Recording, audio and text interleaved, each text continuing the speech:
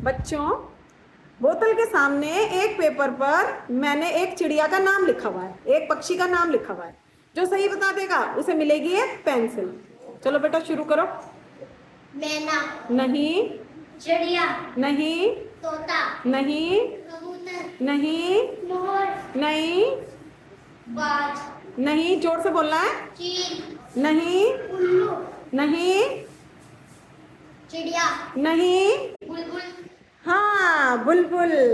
तो सना को मिल गई है ये पेंसिल।